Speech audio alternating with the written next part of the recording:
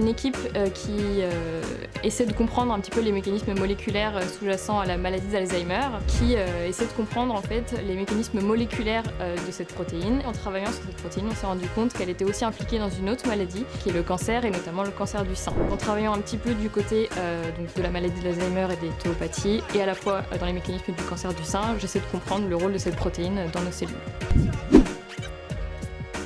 L'objectif du concours iPhD, c'est de valoriser les travaux de recherche et d'innovation qui sont réalisés dans les laboratoires en France et de les transformer en entreprise ou en start-up. J'ai candidaté dans le cadre de ce concours pour mettre en avant les travaux qu'on a réalisés au laboratoire sur la protéine Tau, donc la protéine qui est à cheval entre la maladie d'Alzheimer et le cancer du sein. Les travaux qu'on a réalisés au laboratoire ont permis de mettre en évidence en fait, que quand on ciblait cette protéine, dans le cadre des cancers du sein notamment, les cellules cancéreuses étaient plus sensibles aux traitements utilisés en radiothérapie ou en chimiothérapie. L'objectif de mon projet, c'est d'essayer de développer des petits anticorps qu'on appelle des VHH qui vont cibler cette protéine, la neutraliser et permettre au traitement d'être plus efficace.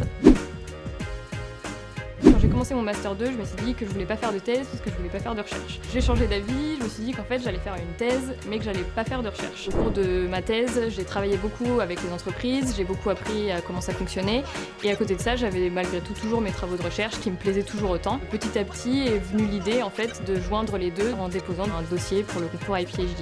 Et c'est pas si différent de la thèse parce que quand on fait une thèse, en fait on est chef de projet, on gère notre projet, donc je me suis dit pourquoi pas. Ça, je pense que c'est quelque chose qui se recoupe assez bien finalement.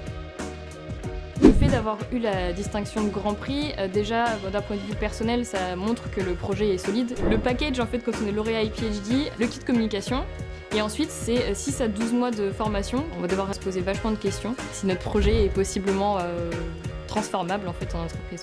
Et en parallèle, je vais continuer à travailler moi à la paillasse pour que je démontre en fait que mon idée est justement valable et qu'elle puisse déboucher sur la création d'une entreprise. Il faut être curieux en fait, il faut regarder ce qui se passe autour, se renseigner un petit peu sur les différents événements qu'il y a à la fois sur l'île et à la fois dans toute la France qui mettent en avant les compétences des chercheurs parce qu'il y en a beaucoup, il y en a de plus en plus. Vraiment être curieux, ne pas s'enfermer dans la recherche, saisir les opportunités qui s'offrent à l'autre.